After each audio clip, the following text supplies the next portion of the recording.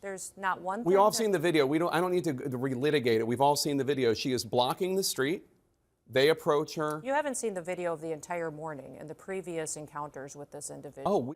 But the question was is not impeding law enforcement operations throughout the previous moments and hours before this incident the question is, what was she doing when she was moving her car? Hello and welcome to Faux News. I'm your host, Bo Hughes. Let's talk about what happened in Minneapolis this past week. I want to say that I think the significance of this event cannot be underestimated in terms of the direction of conservatism in America.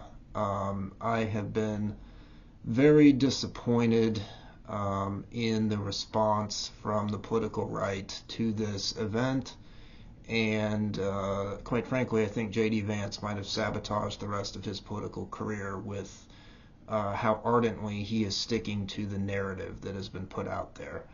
I would like to make sort of a plea to my fellow conservatives to, if you've fallen into the camp that seems to have formed really from the second this happened on the political right, that this was a justified shooting, case closed, I would like you to reevaluate, and if you can't do so for simple morality reasons, please do it for strategic political reasons and concern for the future of the conservative movement in this country. Again, I don't think that's being overstated, overstating the ramifications of this event.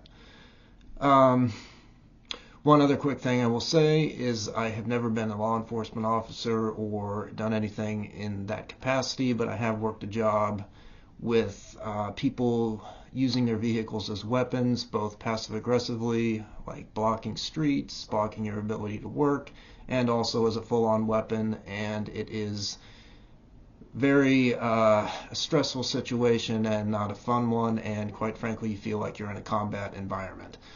However, that does not totally undo wrongdoing on the part of yourself. So let's get into this. The first thing I would like to encourage everyone to do is, if you have not closely looked at some of the footage out there of this event, I would encourage you to do so. It is worth your time so that you can actually see it with your own eyes and analyze this appropriately. Just listening to talking heads on Fox or any other news network and taking their word for things does not suffice. You need to watch this video and try to find a slow motion one if you can. That is key because this was a very subtle event. You have to really put it in slow-mo to see what really happened. And on that note, I will say the following. After looking at a lot of these videos, and particularly the slow motion ones put out courtesy of these various news outlets, it appears to me very clear that the moment when the officer fired the first shot at Renee Good, he was out of the way of the vehicle, very close to it, and his hand might have even been on the front fender, but his feet, and that's the best way to analyze these vehicles, is to look at where his feet are in relation to the tires, are out of the trajectory line of the vehicle, and he could have gotten out of the way, and he fired probably the shot that went through the windshield was the first shot, really out of anger, out of the fact that they had been antagonizing them all morning, it sounds from reports. And the first shot was the only really gray area for me. In the first videos I saw, it was difficult to see when exactly he fired the first shot and where he was in relation to the front of the vehicle. After looking at things more, seeing some of these slow motion videos, I reached the conclusion that I just gave, that he was very close. Maybe his hand was on the front fender of the vehicle, but he was able to get out of the way of the line of travel of the car when he even fired the first shot. I had always thought that the second and third shots appeared to have been taken completely from the side of the vehicle, probably through the driver's side window, and therefore there was a huge problem with that, because obviously when you're on the side of the vehicle, this idea of immediate death or serious bodily injury goes completely out the window.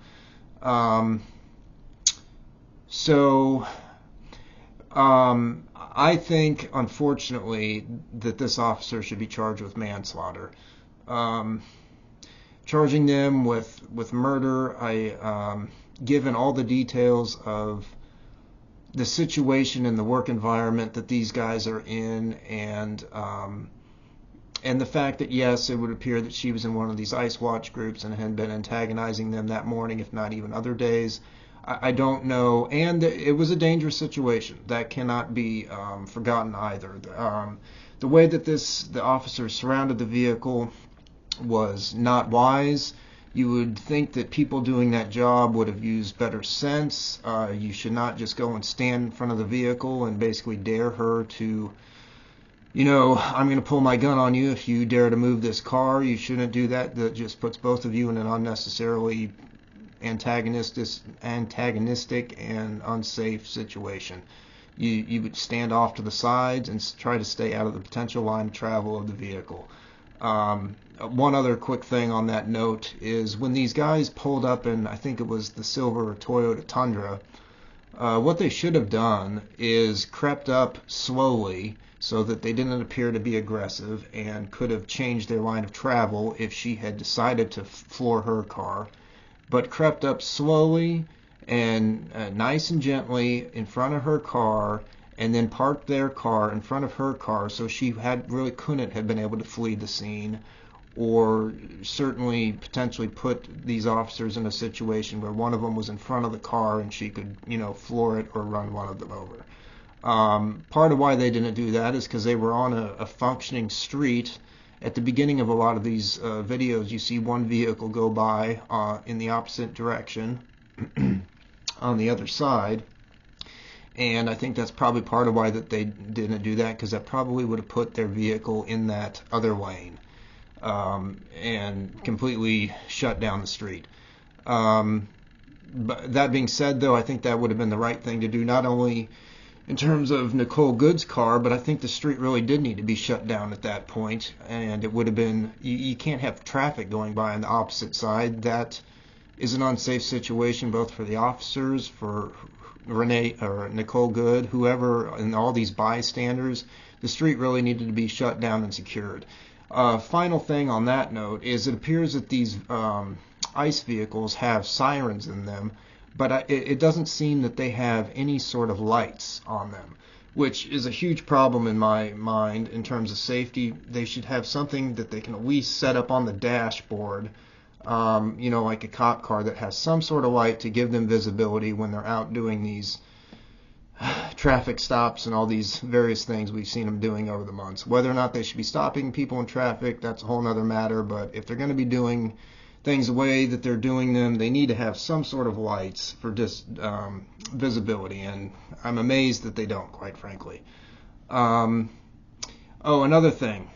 So they need lights on vehicles, and this is the bare minimum. I have been unfortunately not surprised with the sort of cowboy way that ICE has been going about things over the months, but there's a lot of things I see that could be pretty easily fixed, and it's bad that they're not. They need lights on vehicles. They need to this should have been from day one. They knew how contentious this was going to be. They should all have body cams. Period. End of story. Inexcusable. They didn't have that in place from day one.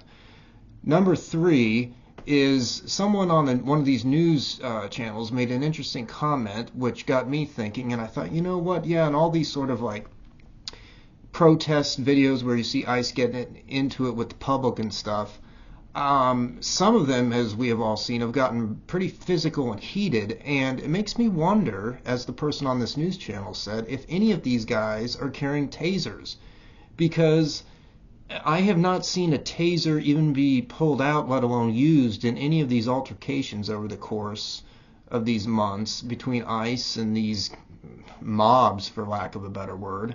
And if they're not carrying tasers, that's just, that's worse than not having the body cams in place from day one. They should be equipped like law enforcement, period. And that's not rocket science. And the fact that they have not been is really inexcusable. And that's on the leadership and the people at the top running the whole thing. I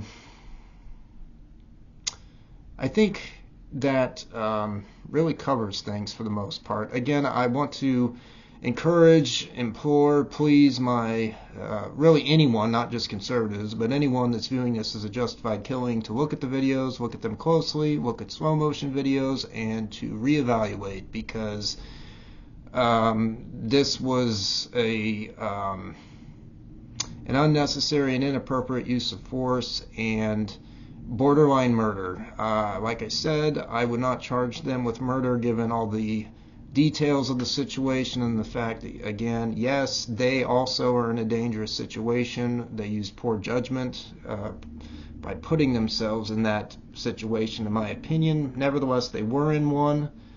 The vehicle did sort of make contact with them, but this idea of shooting 2 shots from the side of the vehicle when you're out of the line of travel of it, there needs to be a manslaughter charge, and obviously he needs to be relieved of duty and all that type of thing. Unfortunately, I don't see that happening. Everyone on the right has taken up their stance on the narrative camp that they retreated to immediately once this event happened, and that's not good. I hope that changes. We will see. But I thought Kristi Noem's comments in this interview were very telling, because it really exposed what I have felt all along, and that they're viewing this as a justified shooting just because they knew that she had been antagonizing them all morning, and that, you know, she got what she deserved by doing that. And that's just a despicable way to view this. You don't kill someone because, you know, they're interfering with law enforcement. Obviously, you shouldn't be interfering with law enforcement, and that's another thing. Let's touch on that real quickly. I heard someone on one of these news channels, well, I've heard a couple people say this, and it's totally the case.